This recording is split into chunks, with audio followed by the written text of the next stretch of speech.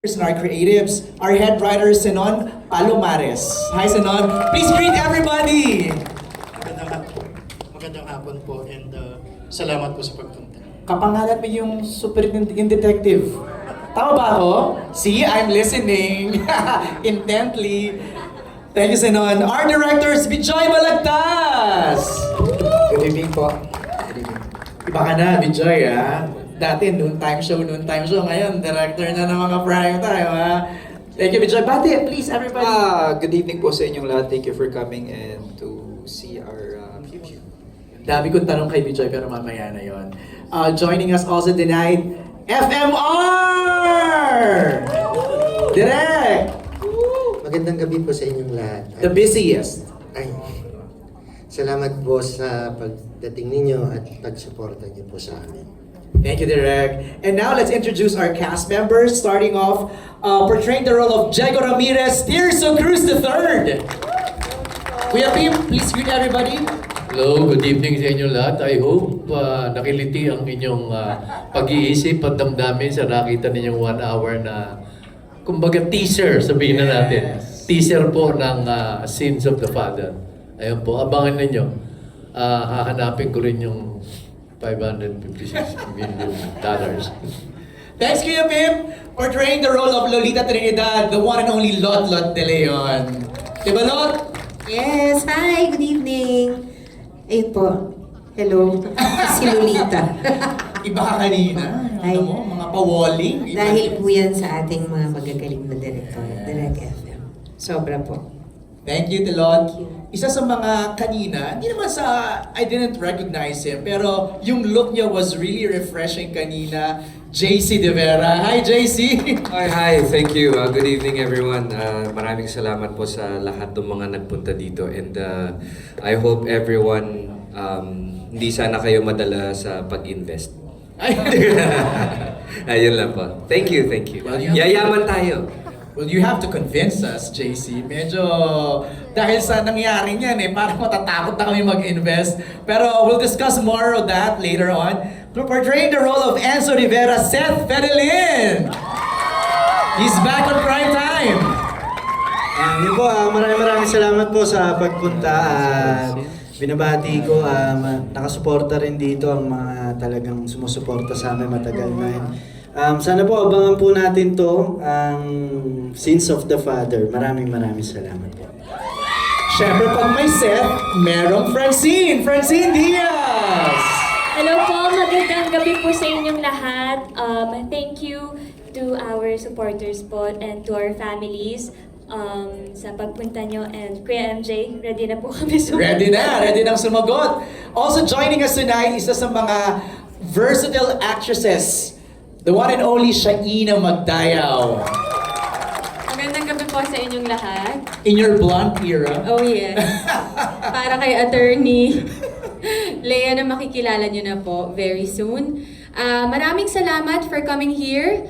Balita ko lahat ng nanonood ngayong gabi ay yaman. Okay ba yun? Hindi.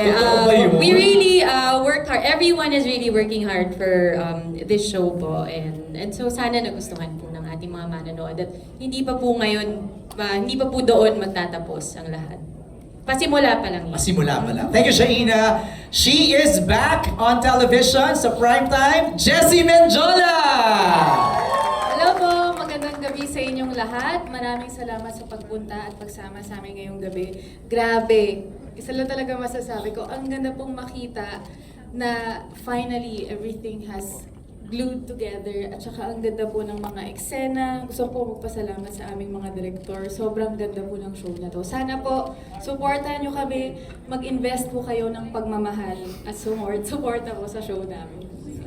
Thank you, Jessie. Speaking of invest, alam mo, feeling ko yung linya niya ay tatatak sa mga manonood at magte-trending, mag-viral, portraying the role of Mike Trinidad, the award-winning actor, John Arcilla.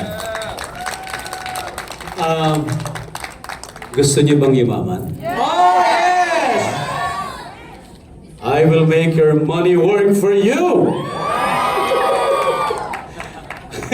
Nakakatakot kasi convincing Kasi yun yung dapat mong i-work out dun di ba? Dapat mo convince mo talaga sila. And naniniwala naman si Mike sa sinasabi niya. Well, that's the twist of the story. Anyway, good evening po everyone. Thank you for coming. Of course, ayokong buhatin ang sarili namin bangko, pero I'm sure nagustuhan ninyo kasi ako talagang, ibang klase. Kahit na late ako, parang ibang klase yung kulay, ibang klase yung timpla. So, I'm sure ganoon din po ang naramdaman nyo. So, keep on watching. Malapit na po sa June 23. Yan ang minake sure ng ating bida na magiging iba ang timpla, iba ang kwento, socially relevant at maraming matututunan ang manonood. He is back on primetime, the one and only Gerald Anderson. Ayan, good evening po sa inyo lahat. Marami pong salamat sa lahat po ng friends and family, supporters po namin, the Philippine Coast Guard, friends from the media, marami pong salamat. Sana ho ay nagustuhan nyo. Maniwala kayo. I think nakita naman po sa produkto na talagang pinaghirapan po ng lahat yan. Not just the cast, everyone. Lahat po ng tao behind the camera. From the writers, directors, the staffing crew, lahat pinaghirapan talaga namin to para sa inyo. Patikim pa lang to. Maniwala kayo sa akin. Ako po mismo nagsasabi sa inyo. Patikim pa lang yan at marami pang dapat abangan. It's just the tip of the iceberg. Okay, let's kick off our Q&A. Je, ako na muna yung magtatanong, no? Seeing it in fruition, ito na, yung unang patikim. Ano yung pakiramdam? Nakakataba ng puso kasi talagang when you see the final product, parang negosyo lang yan yung pinaghirapan mo isang bagay, tapos kumikita na siya. The fulfillment is different. And Je, hindi tayo mga investors dito. Okay. Kung sino mag-invest po kayo sa akin. Galing mo, parang hanggang ngayon. Diba? Nagmana ako sa tatay ko I know! Nagmana ako sa tatay ko. No, but yeah, it's like lagi ko nire-request sa ABS is pag may proyekto po ko, sana may social awareness and sana may mapupulot na aral yung mga tao pag pinanood nila because maraming distractions these days, di ba? We have scamming, we have social media, we have influence, everything. So when I'm given an opportunity like this, talagang binibigay ko yung best ko. Kasi alam ko sa sitwasyon natin as a company and as a country, hindi lahat ay nabe-bless katulad nito. So whenever we get opportunities and blessings, make the most out of it. Okay. Speaking of that, I wanna know, kanino nagsimula yung kwento? It's very socially relevant, pinag-uusapan siya ngayon. Let's talk to Senon. Senon, paano mo nabuo yung story ng Sins of the Father?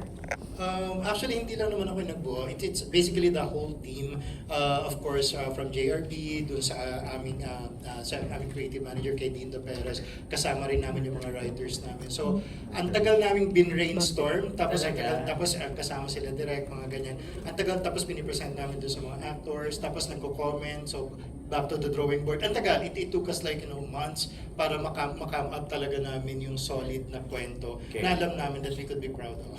Pero yung theme kasi parang scamming, di ba? Parang ganun yung dating, Parang investment scams. Were you inspired by true events, true stories? Yes, in a way. Kasi parang feeling ko wala naman siguro sa atin dito ang hindi pa naka-experience ng ma-scam. Meron na ba dito? Sino naman na-scam na dito? Ayan, dami na. Oo. Ay, sa cast pa meron? Kami Joey Jen. Sige nga, Mike Trinidad. 90s, di ba? Yung pyramiding sa Yes! So, millions talaga sa family namin, sa buong family. Wow! And ang nag-scam sa akin, estudyante ko sa acting. Ooh. Yes! Estudyante ko siya, so ang tawag niya sa parents ko, nanay, tatay, and then sa mga siblings ko, kuya, ate, and then gano'n siya ka-close sa akin. And in fact, ginamit niya yung acting niya sa akin. Buong barangay nila, pati mga classmates niya sa school, na nakuha niya lahat. And then, so, hinabol siya ng ibang mga na-scam. Hinabol siya. Actually, tinorture siya ng mga kaibigan niya sa isang building. Tumalon siya ng 3rd floor, sa 3rd floor. Na-hospitalize siya. Then, nung ma-hospitalize siya, tumakas siya after several days. And ngayon, ang last na alam namin sa kanya, nag-change siya ng face. Mayaman. Very cinematic naman yung kwento. Pang Pwede yan. Kami ni Yula Valdez ang kasama. Sulat mo na. Sorry, sulat Yula mo na. Valdez. Kami ni Yula ang kasama doon before. Wow! Dilot, you raised your hand kanina. Oo, alam mo, may dati kasi nagbibenta ako ng bangus. Alam mo naman ako, hindi ba? Kailangan kumita ng pera. Gusto natin yumaman, right? Yes! Okay, fine. So, syempre, there was a time, many years ago, nagbibenta ako ng boneless bangus. Okay. Sumali ako sa expo. Order ako dyan. Oh, baka naman ikaw hindi. May nag-order sa akin 80,000 pesos worth of bangus. Okay. Binayaran ako ng manager's check. Okay. Tinanggap ng tao ko. Nung tinanggap yung kinuha, dineliver, pinick up ng isang kilalang van. Hindi ko nababanggitin ko ano.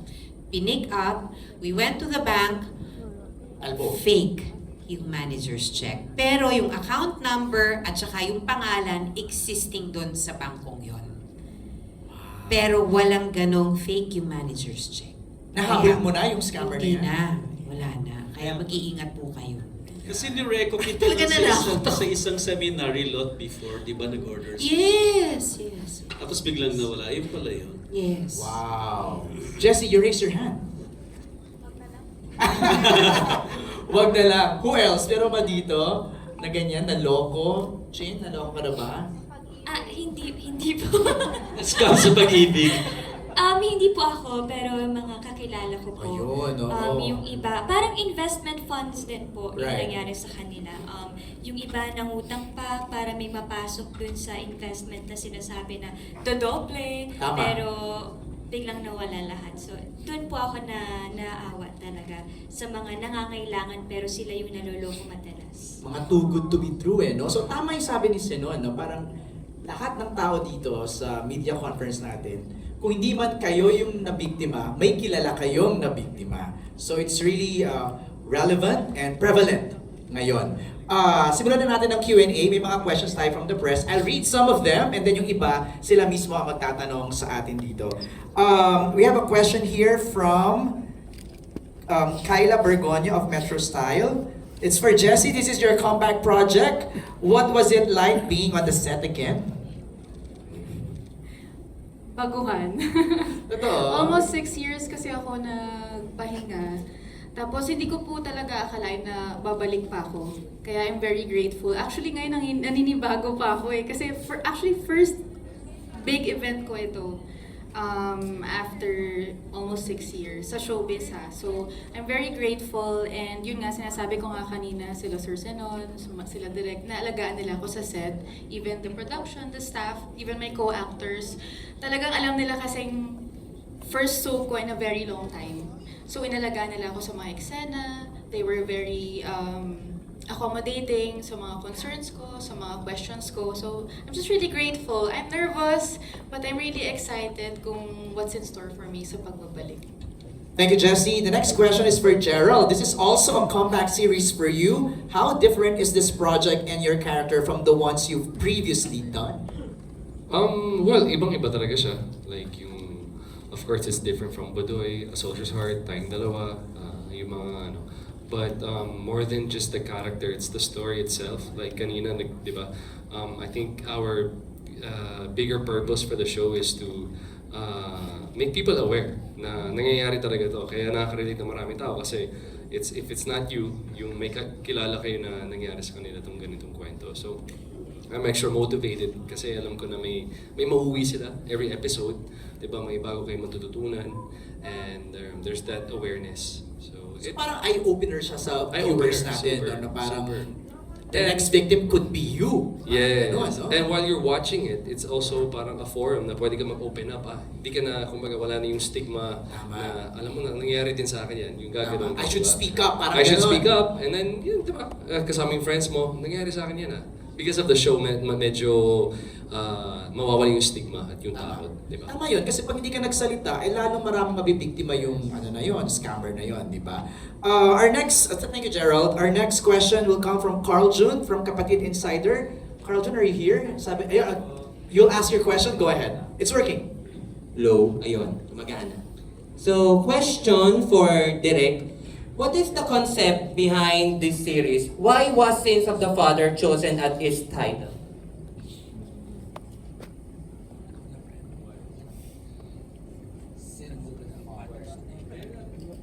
Well, Sins of the Father, no? From what we've seen, the story revolves around yung mga bagay or yung mga decisions or yung past ni Gerald, which starts from Mike Trinidad, and how yung mga ginawa ni Mike affects si Samuel, even though, alam mo yun, hindi na sila together.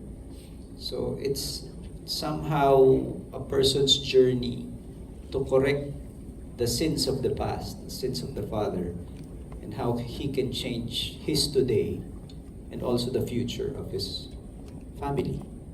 Actually, yun nga yung question dun eh. Can you actually change, di ba, the sins of the father or hindi? Di ba, parang may ganun po, mapapaisip ka rin eh, kung kaya ba eh, di ba? I mean, yun yung biggest question doon, and yun yung mapapanood nyo dito sa show na to. Like I said kanina, patikim pa lang to. Hindi natin alam kung anong mangyayari pa sa journey ni Samuel and even the other characters. Right. Kung maayos ba niya yung pangalan niya na Trinidad, masasolve ba niya yung crypto wallet. Right. So, ang dami pang dapat abangan. Aljon, your second question? Yes. For the next question will be Gerald Anderson. Pwede rin ibang cast na rin sumagot. It's for question for all. Ano yung pinaka-gusto nilang matutunan ng audience about this series? Okay, so partly kanina nasabi na to, no? Baka meron lang iba kayong gustong idagdag? Si Seth. Seth. Ako po, ang gusto ko... Pinolunteer na ni Hindi, Jeff. ako talaga sa ano na tayo, makatotohanan na lang. Bawasan ang pagkahilig sa easy money. Yes. Pagkahilig sa instant money. So yun, bilang sa Gen Z po, napapansin ko na marami na rin nahihikayat sa malaking panalo, konting taya, magaganyan, magganto. So, maliit na pasok ng pera sa investment, malaki ang balik. So, parang imposible naman na ganun sa mundong to na hindi sana lahat ng tao nagganon na lang. Di ba? So, mag-ingat lang po sa ganun, bawasan at mas maging matalino po. Good one, Seth. JC, Kuya Pip, meron kayong gustong idagdag? Oo nga, may ano eh. Islang press con. I know Huwag sila eh. istorbo yan. JC, go ahead. Dahil kasi nakikinig lang kami sa mga sinasabi niyo dahil binabalak namin ni JC na kami na yung mangi-scam talaga. Parang mas mabilis kumita. Pinagpaplanuhan na nila. Parang mas madaling kumita pagka kami yung manloloko kaysa kami yung maloko. JC, what do you think will the audience learn? You want the audience to learn? Yes, first and foremost, lahat dapat matuto mag-research about it, and kailangan, kasi napaka-vague pag sinabing, kailangan mag-ingat kayo sa pag-invest. Pero ano ba yung pag-iingatan mo sa pag-invest? Like, halimbawa kung nasa bangko ka ba o mga nasa insurance ba, like, paano mo matututunan, aralin kung ano yung mga nandun. So we have financial experts naman, and for sure yung mga family members natin, meron tayong kahit isa dyan na marunong sa finance, na matutulungan tayo pagdating sa pag-invest. And alam mo, yun lang yung masasabi ko, if it's too good to be true, hindi talaga. Hindi Right. pwede. Right. Hindi totoo. There's no such thing as like 10% yield. Parang ganon. Kikita ka 5% yield, parang 50 times larger ka sa bangko. Parang, 'di ba, ang hirap paniwalaan, lalo na if your money is hard earned and talagang pinagtrabuhan mo, binigay mo yung buong buhay mo sa trabaho mo, tapos alam mo yun, mapupunta lang sa ganon klaseng investment, 'di ba? Right. So, alam mo, kailangan talaga aralin. Yun siguro yung I think kulang sa generation natin ngayon, like yung the lack of information, and then kung paano natin matuturuan yung karamihan na matuto sa ganitong klaseng mga usapan. Right. May mga legit investments kasi naman talaga. MJ, sabihin ko lang, correct. Nagbibiro lang ako, baka mag-isip din kayo gumawa ng ganung scam. Huwag. Dahil kakapahamak nyo lang talaga yun. That's true. Mapapahamak kayo pagka ganun. That's true. As I was saying, may mga legit naman talaga na investments. It's just that, sana, I have a feeling this series will help our viewers decipher ano ba dito yung totoo at ano dito yung fake at scam lang. So I think that's a good one. Carl Jun, maraming salamat for your question. The next set of questions will come from Reggie Bonoan. Reggie is here from Bandera. First question is for Gerald Anderson. 3 taon po ang nakalipas bago ka ulit mapanood sa serye. Ito ba ang gusto ninyo o may mga offers na hindi nyo bet gawin? And since tungkol sa scam ang kwento, nakaranas ka na ba ng pa-scam o sa family mo at malalapit na kaibigan? And ano ang mga hakbang na ginawa nyo sa mga nang-scam? So, it's a 3-part question. Let's start first with, ito ba yung gusto mo? Is this the project that you really wanted or was there another offer? May mga ibang offers, of course. 3 years yun. But there's another show before this was, okay na ba? Nobody. Medyo pinalitan na po namin yun. Nagkaroon kami ng mga delays, but those delays were blessings. Nakapagbuo kami ng ganitong cast. Gumanda palalo yung storya. Added great directors.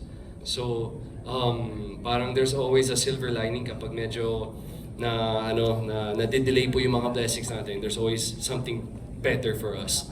So, ang key lang dun is to be patient. And you ask me if this is what I want, this is what I want. The other part is, meron ka bang family members or malalapit na kaibigan na na-scam at ano yung mga steps na ginawa ninyo? May mga kilala ko, may mga friends ako, may mga family members din ako na scam, and sometimes kaya prevention is the best eh. Kasi minsan kapag na-scam ka, hindi mo na makita yung tao na nag-scam sa'yo. Magaling sila sa ganun, as you see, di ba? Yeah, napanood nyo kanina, hindi nyo basta-basta mahabol yung mga yun. So, again, going back to the show, yun yung prevention. Watch the show, marami kayong makitang red flags. And if it's too good to be true, hindi po totoo yan. Walang easy money. Lalo na po sa panahon ngayon. Believe me, pag uwi ko sa taping, galing taping, sinasabi, wow, ang hirap kumita talaga. Walang madaling pera. You have to work hard for your money. And you have to work hard to keep your money. Thanks, Jay. Ang next question ni Reggie is for Shaina. Shaina, sa pagkakatanda namin ay first time mong gumanap na abogada. Paano mo ito pinaghandaan? Nag-sit-in ka ba sa mga hearings? Well, kanina rin sinasabi ko dun sa red carpet no, na kapag tinatanong ako kung meron pa ba akong role na hindi nagawa, wala na akong masabi kasi parang feeling ko nagawa ko na lahat. But then, when this show was pitched to me, I realized na meron pa pala akong hindi nagawa, which is being a lawyer, portraying being a lawyer. Nakaka-excite kasi bago siya for me. And also, it's my reunion project with Jay and with most of them. But also, it's my first time working with Direk Joy, but sa mga hindi po nakakaalam, Direk FM was my director in Marinela when I was 7, 8.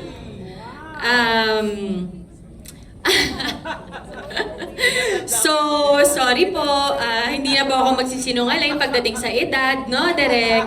Hindi po, kasi yung mga nagmarka sa akin na mga shows, which was Marinela, when I was a very young girl, and then Lobo, when I was 18, which was a very mature role na for me. And now at 35, I get to work with him again. So, I said yes to the show because of the fact din na makaka-collaborate ko siya ulit. At syempre, marami nang nagbago sa amin. Nagbago na ako bilang tao, siya rin. So, it's really nice to collaborate now. Ngayon, masasabi ko bago lahat. For me. Paano pinaghandaan yung Paano mo daw pinaghandaan? Did you have to sit in sa mga hearings? No naman, but syempre growing up, nanonood tayo ng mga series, ng mga movies, diba? And may marami rin tayo mga kaibigan na lawyers. That's right. But it's actually very challenging kasi may mga terminologies, diba? And syempre, parang matter of fact, di mo sasabihin yung linya mo, hindi ka masyadong hindi ka tentative o kaya hindi ka parang mag-iisip bago mo sabihin yung statement. So meron siyang rhythm. So medyo isa rin siyang malaking challenge for me. Saka may body language yung mga lawyers eh, di ba? Yes, meron silang siguro confidence. Yes. Oo, meron silang ganung dating. Ikaw ba naman may blue diamond? May confidence ka ba? Di ba? Kung ako magsuot ng diamond ngayon sa media conference eh, di ba? Thank you, Shaina. Next question is for Lot. Thank you, Reggie, sa question mo pala. Lot, how's the experience daw playing the role of Gerald's mother in the series? Oh, very nice. I love this guy. Sobrang gaan katrabaho, sobrang professional. Swak lahat. And of course, as I said earlier, no, the guidance of Direct FM, kasi mas marami kaming ano pa ni Direct Eric than Direct Joy, pero nagka-ano na rin kami. But every step of the way talagang tutok. So every time we have a scene, before doing that, lahat yun hinihimay-himay namin. Bakit ganun yung eksena, bakit ganun yung naramdaman, bakit ganun yung mangyayari, saan nanggaling yung... Lahat yun, lahat talaga we discuss. We discuss all of that. And Gerald has been nothing but wonderful to work with. Very professional and parang anak ko na. Yan, parang anak ko na yan. Very nice. Thank you, Lot. Gerald, you wanna answer that? No, yun, it's nice to, pag tapos na at retired na ako, yun yung masarap pakinggan. Is, masaya akong katrabaho, mabuting ang tao.